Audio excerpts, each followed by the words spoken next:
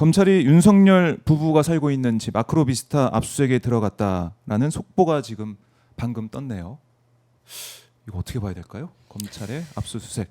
뭐 윤석열이야 네. 대통령이었으니까 모든 이런 법적인 손아귀에서 자유로웠던 시절이 있었지만 만약에 김건희 관련된 이런 압수수색이라면 네. 매우 늦었다라는 아하. 생각이 들고 이제라도 좀 철저하게 원칙대로 과거처럼 황제 소환을 한다라거나 네. 내지는 핸드폰 다 반납하고 제출하고 검사받는 그런 소환이 아니라 정말 다른 사람과 똑같은 정도의 그런 법적 절차를 밟았으면 합니다. 그래요. 이 법 앞에 모든 사람이 평등해야 되는데 지금 윤석열 정권 거치면서 이미 맞습니다. 네. 봤던 거는 네. 모르겠습니다. 이 국민들이 다 판단을 이미 내렸고 윤석열 파면당한 상황인데 지금 검찰의 압수수색 이거 늦은 거 아니냐 이런 생각도 들고요. 네. 그리고 검찰이 압수수색한다고 해서 제대로 수사가 되겠느냐 뭐 이런 근본적인 물음도 있어요. 많은 분들이 질문을 하고 있죠. 네. 그래서 결국 뭐 특검으로 가야 된다. 특검만이 답이다라는 생각을 하고 있고 지금 뭐 대선까지 30일 남아 있지만 한 달 뒤에 우리가 이제 꿈꾸는 대한민국 그중에 여러 가지 분야가 있지만은 법치주의, 법치국가 대한민국. 그래서 이거는 아쉽게도 네. 과거에 그러니까 현재 지금 행정부에 많은 분들이 있지만 윤석열에게 임명받은 그런 행정직들이죠. 고급 뭐 아무리 급수가 높더라도 예. 한덕수 총리부터 시작해서 네. 그분들은 사실상 이미 권한이 박탈된 대통령에게 임명받은 분들이기 때문에 최소한의 권리를 행사하고 최대한의 의무만 행사를 해야 합니다.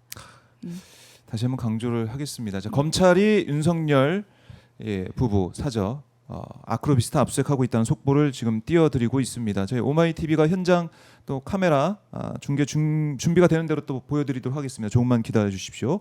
아까 제가 아크로비스타 압수수색 말씀을 드렸었는데 이게 윤석열 부부에 대한 그런 의혹에 대한 압수수색이 아니라 건진법사 의혹에 대해서 압수수색한다. 네. 예, 검찰의 압수수색은 건진법사 의혹이다 이렇게 얘기가 나오고 있는데 사실은 건진법사 의혹 이게 김건희와 또 연결이 돼 있는 의혹들에서 나오고 있는 거 아니겠습니까? 일단 잃어버렸다라고 말했던 목걸이. 목걸이부터 얘기가 되고 어제 또 보도에 따르자면 뭐 다른 뭐 또 명품백, 귀중품 예. 내지는 뭐 다른 명품백이라던가 이런 선물들이 오갔다라는 인삼 얘기도 있고요. 네, 이야기가 있으니까 네. 충분히 좀 살펴봐야겠지만 어허. 한편으로는 워낙 관저에서 퇴거도 늦었고 그때 뭐 어마어마한 물을 썼다라는 말도 있고 그 과정에서 네.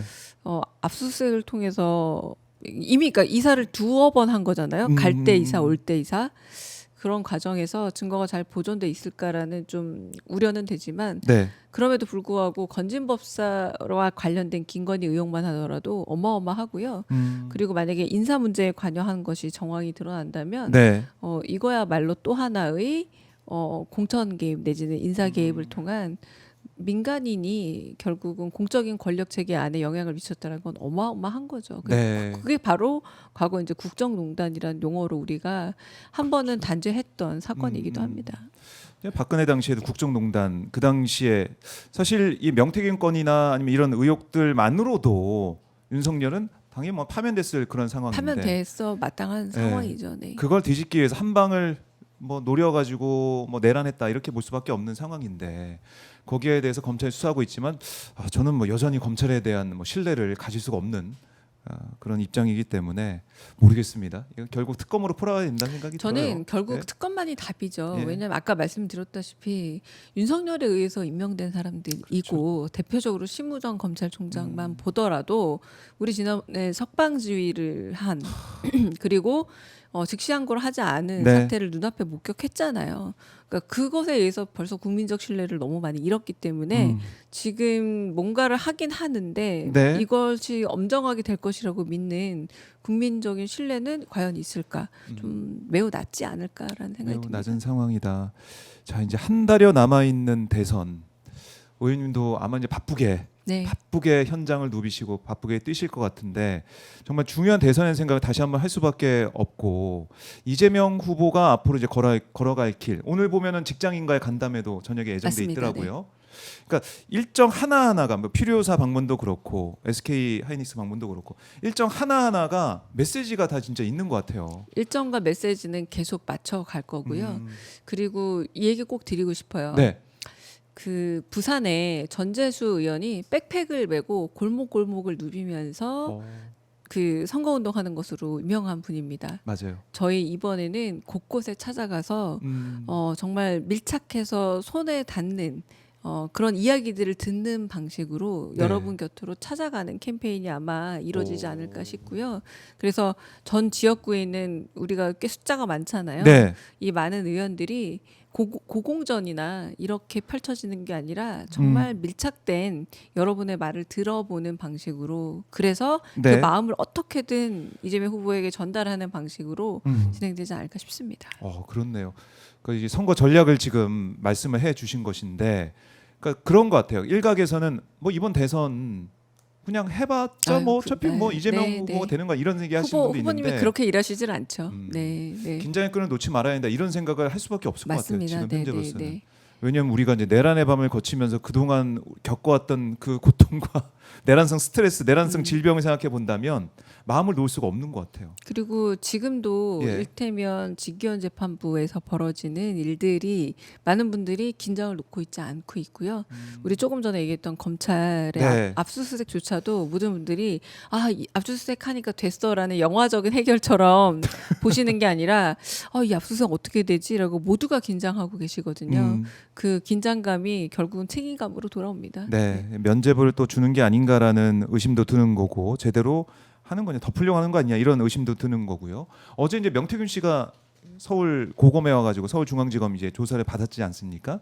받으면서 오세훈 잡으러 서울 왔다 이런 얘기도 했고 또 김상민 검사 얘기를 김건희가 했다 이런 얘기도 했고 하고 있는데 명태균 관련된 의혹도 이것도 김건희 사실 특검이 이런 걸 통해서 해야 되는데 되어야 하죠.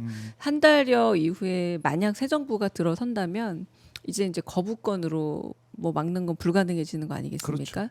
그런 과정에서 이건 국민적 열망으로 성급하게 치를 게 아니라 정말 꼼꼼하게 네. 명태균과 그리고 한편으로는 음. 그 김건희 관련된 여러 묵혀놨던 의혹들은 결국은 짚어가야만 김건희 의혹 중에 하나인 도이치모터스만 하더라도 우리나라 주가 시장이 네. 투명하고 코리아 리스크 한국에 있는 여러 위험 요소 중 하나인 불투명성을 없애기 위해서라도 이 사건은 봐야 되지 않겠습니까? 그러니까 그런 방식으로 결국 특검을 통해서 제대로 들여다봐야 한다라는 생각입니다. 네. 그래서 이제 이 정권 교체 이 얘기, 그러니까 압도적 정권 탈환이란 또 이재명 후보의 그 표현도 기억이 나는데 압도적인 지지가 있어야지만 맞습니다. 이런 것들을 다 할 수 있는 거 아니겠습니까? 맞습니다. 예. 압도적인 당선도 해야 되고요. 네. 압도적인 지지가 있어야만 그 국민적 지지를 토대로 내란도 동식이 되고 네. 그리고 국가 재건의 어떤 기틀을 다질 수 있겠습니다. 네. 근데 의원님은 지금 비례대표시잖아요. 그럼 어느 지역으로 백팩을 메고 가신지 궁금하네요. 저는 일단 문화예술 관련해서 예. 저희가 아까 말씀하셨듯이 K 이니셔티브 안에 K 컬처 부분이 매우 크게 들어가 있기 때문에 그 부분에 있어 집중적으로 챙길 예정입니다. 네. 문화예술적으로 집중을 하겠다.